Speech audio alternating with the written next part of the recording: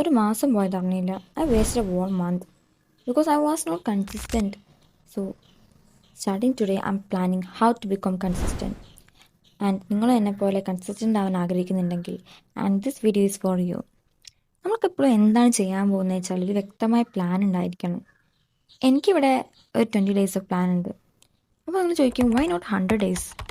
Guys, starting with a small number then build from there.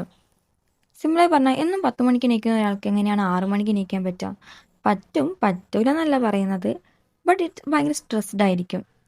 നമ്മൾ ഈ 20 days of challenge ഞാൻ ഭയങ്കര സിമ്പിളായിട്ട് ഈസി ആയിട്ട് കൊണ്ടുപോകാൻ ആഗ്രഹിക്കുന്നു. ഞാൻ ഇന്ന് ഒരു 10 മണിക്ക് എണീക്കുന്ന ആളാണ്. സോ അതുകൊണ്ട് തന്നെ ഞാൻ എൻ്റെ ഒരു 6 മണിക്ക് എണീക്കണം എന്നുള്ള ചിന്ത മാറ്റിയിട്ട് ഞാനത് 8 മണിയാക്കി. നമുക്ക് ചെറിയ നമ്പേഴ്സ് നിന്ന് തുടങ്ങാം, പിന്നെ അതൊരു 6 മണിക്ക് ആക്കാം. നമ്മൾ മെല്ലെ മെല്ലെ മെല്ലെ കൊണ്ടുപോയാൽ മതി. ഭയങ്കര സ്ട്രെസ്ഡ് ആയിട്ട് പെട്ടെന്ന് തീർക്കാൻ നോക്കണ്ട.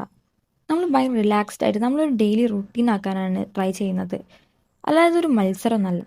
സോ നമ്മുടെ ഫസ്റ്റ് സ്റ്റെപ്പ് എന്താ വെച്ചാൽ എന്താണ് പ്ലാൻ ചെയ്യാൻ, നമ്മൾ എന്താണുള്ള പ്ലാൻ അത് നമ്മൾ എഴുതി വെക്കുക. നിർബന്ധമായിട്ട് എഴുതി വെക്കണം. ഇനി മൈൻഡിൽ വിചാരിക്കുന്ന ആൾക്കാർക്ക് അങ്ങനെയും ചെയ്യാം. ഞാൻ എന്തായാലും എഴുതി വെക്കുകയാണ്. അതിൽ നിങ്ങളുടെ സ്റ്റഡീസ്, വർക്കൗട്ട്, അല്ലെങ്കിൽ രാവിലെ എത്ര മണിക്ക് എണീക്കണം, ഇത്ര മണിക്ക് കിടക്കണം, ഇത്ര ടൈം ആയിരിക്കണം നമ്മുടെ ഫോൺ ടൈം, എന്തും നിങ്ങൾക്ക് എഴുതി വെക്കാം. അപ്പോൾ നമുക്ക് ഈ 20 days ഓഫ് ചാലഞ്ച് നമുക്ക് ഒരുമിച്ച് കൊണ്ടുപോകാം. So start small, stay consistent and grow step by step. And this is your sign. Start today.